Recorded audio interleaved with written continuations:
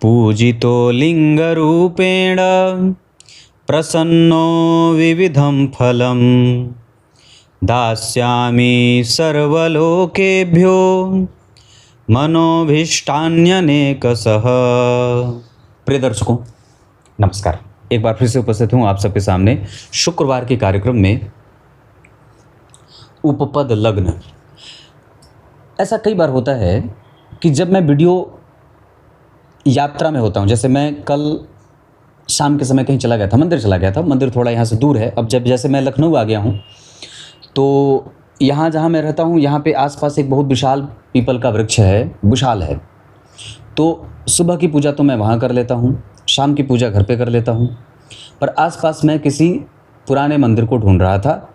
इस वजह से कल थोड़ा विलम्ब हो गया, तो मैं जहाँ था वहीं से अपने मोबाइल से ही वीडियो पब्लिक कर दिया था।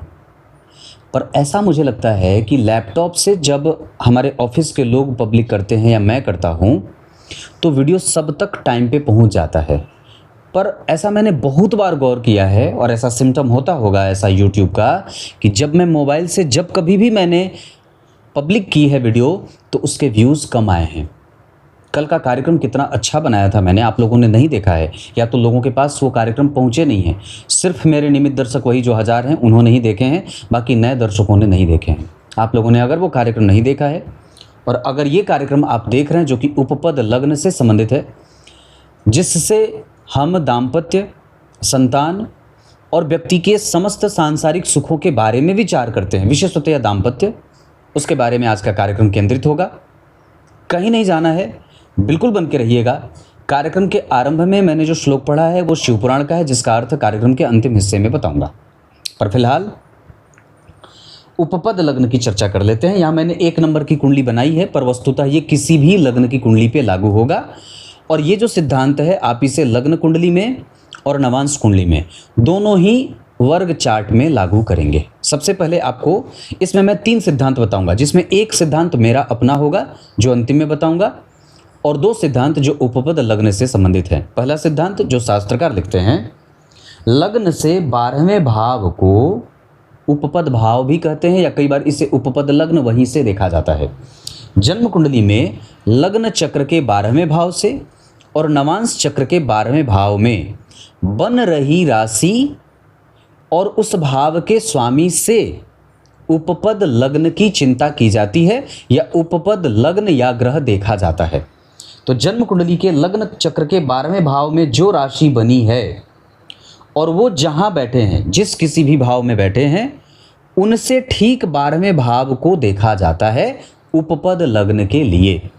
जब आप जन्म कुंडली का चित्रण करते हैं तो ये धर्म है, ये अर्थ है, ये काम है, ये मोक्ष है।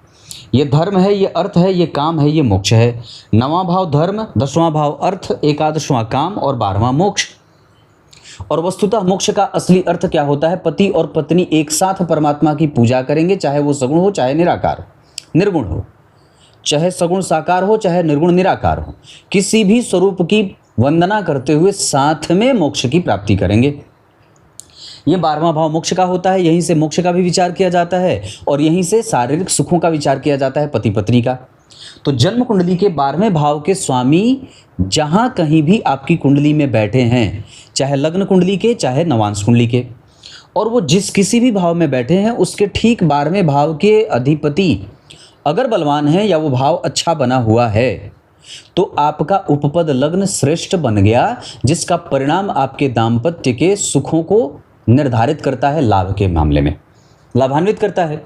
जैसे जन्म कुंडली में अगर 12वें भाव के स्वामी, यहाँ मैंने गुरु को बनाया है, अगर गुरु यहाँ बैठ गए तो इनके 12वें भाव की स्थिति अगर अच्छी बनी है तो ये आपका 12वां भाव सुरक्षित हो गया। मैंने कल आरूढ़ लग्न पे चर्चा की थी, जिसमें लग्नेश जहाँ कहीं बैठे हैं वहाँ से उतने ही घर आगे बैठने पर अगर वो भाव अच्छा बन गया तो आरूढ़ लग्न अच्छा हो गया, जिसके कारण व्यक्ति की सामाजिक छवि अच्छी बनती है या सामाजिक प्रतिष्ठा उसकी अच्छी बनती है या वो धनवान समाज में कहा जाता है। तो ये आरूढ़ लग्न की बात थी। और उपपद लग्न में हमारे आचार्यों ने जन्म कुंडली और नवांश कुंडली के 12वें भाव से उसका चिंतन किया है, जो विवाह का संपूर्ण प्रारूप तैयार करवाता है और बताता है। जैसे अगर 12वां भाव आपकी कुंडली में सुरक्षित है तो आप ऋण में नहीं मरेंगे, आपका शारीरिक सुख। मैंने ये बात बहुत बार देखी है कुंडली में कि जिस भी व्यक्ति की जन्म कुंडली के नवांश या लग्न कुंडली का 12वां भाव शनि मंगल राहु केतु से आच्छादित होता है, उसका विवाह टूटता है। ये पक्के तौर पे मैंने देखा है। ये दाम्पत्य उसको शारीरिक सुख नहीं मिलने देता है। या तो पति पत्नी दूर दूर रहते हैं या परस्पर आपसी संबंधों में उनमें कमजोरी देखने को मिलती है। ये दो सिद्धांत हो गए। एक, लग्न से 12वें भाव के स्वामी कितने बलवान बैठे हैं। नवांश कुंडली में लग्न से 12वें भाव के स्वामी कितने बलवान बैठे हैं, उससे आपका दाम्पत्य सुख देखा जाता है। उसका चरित्र कैसा है, उसका चिंतन कैसा है, उसकी सांसारिकता कैसी है, उसका व्यवहार कैसा है, उसके गुण दोष कैसे हैं, वो लालची है, वो त्यागी है, वो तपस्वी है, वो मनस्वी है, वो दार्शनिक है, वो चिंतन है, उसका चिंतन कैसा है, ये लग्न से 12वें भाव से देखा जाता है।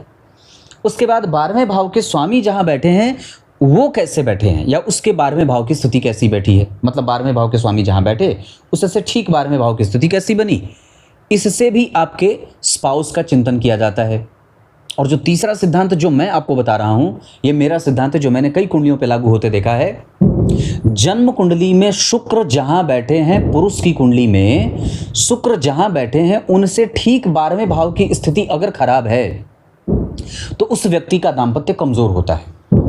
ये मान करके चलिए, अगर शुक्र जहां बैठे हैं आपकी कुंडली में, उसके ठीक पिछले भाव में कोई नीच का ग्रह बैठा है, या उसके ठीक पिछले भाव में शनि मंगल राहु केतु की दृष्टि जारी है, या वो बैठे हैं या प्रभाव दे रहे हैं, तो आपका दाम्पत्य कमजोर है। इस वजह से सजग, सावधान, सतर्क रहें।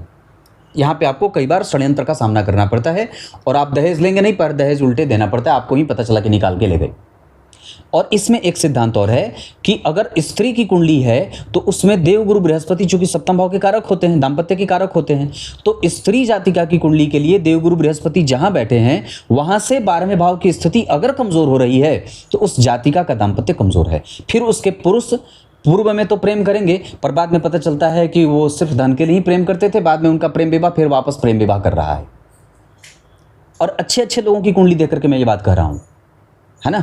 तो क्या कहा मैंने कि पुरुष की कुंडली के लिए शुक्रदेव के पीछे अगर कुंडली में खराब स्थिति बन रही है तो कमजोरी होगी विवाह में। और अगर स्त्री जाति का है और उनके गुरु की स्थिति जहां बैठी है उनके ठीक पीछे अगर गुरु तत्व में कमजोरी है, मतलब गुरु के ठीक पीछे शनि मंगल राहु केतु आदि ग्रह बैठे हैं या कोई नीचे का ग्रह गुरु के पीछे बैठा है, तो फिर स्त्री जातिका की कुंडली के दाम्पत्य को कमजोरी देते हैं। तो ये 3 से 4 सिद्धांत आपके विवाह के संपूर्णतया प्रकृति को बताते हैं। उपपद लग्न से दाम्पत्य का संपूर्ण ब्यौरा मिल जाता है। आप किसी भी व्यक्ति के दाम्पत्य को अगर जानना और परखना चाहते हैं तो आप उनके जन्म कुंडली के 12वें भाव और 12वें भाव के स्वामी जहां बैठे हैं उस भाव का चिंतन करिए। इससे आपको इस बात की समझदारी बढ़ जाएगी और पता चल जाएगा कि इसका दाम्पत्य कैसा बीतने वाला है। कोई झंझट नहीं है, बहुत सामान्य तरीका है ये विवाह के भविष्य को जानने का। इसमें और भी चीज़ें होती हैं जो जन्म कुंडली के बाकी के सिद्धांतों पर लागू होते हैं, पर वो इसमें चिंतन नहीं करूंगा क्योंकि मैं वीडियो बनाने में ज़्यादा लंबा विश्वास नहीं करता, है ना। क्योंकि मुझे रोज़ बनाना है, तो रोज़ बनाना है तो मेरे पास समय की वैसी स्थिति भी हो जाती है। और बहुत छोटे प्रिसाइज में बता देने का अर्थ बढ़िया होता है। ये नहीं कि उसी को लपेट रहे हैं, एक ही बात को 5 बार बोल रहे हैं, है ना। इस हिसाब से ये बात बनती है। अब कार्यक्रम के आरंभ में जो मैंने श्लोक पढ़ा था उसका अर्थ बता देता हूँ। शिवलिंग के प्रकट होने के बाद भगवान विष्णु ने शिवलिंग की पूजा की, अर्चना की, उनकी स्तुति गाई। जब भगवान भोलेनाथ शिव अपने शिवा के साथ प्रकट होते हैं तो कहते हैं कि जो व्यक्ति, क्या कहा कि पूजितो लिंग रूपेण प्रसन्नो विविधम फलम, जो व्यक्ति मुझे शिव की पूजा शिवलिंग के रूप में करता है उसको मैं कभी भी दुखी नहीं होने देता और उसको विभिन्न प्रकार के फलों का प्राप्त करने वाला या फिर उसको फल प्राप्त होता रहता है जो भी वो चाहता है। शिवलिंग के सामने बैठ करके संध्या उपासना करना, पूजा करना, अनंत गुण सन्निधौ, अनंत शिव सन्निधौ, शास्त्रकार लिखते हैं शिवलिंग के सामने बैठ करके पूजा करने का अनंत गुणा फल मिलता है। तब तक के लिए बहुत बहुत नमस्कार।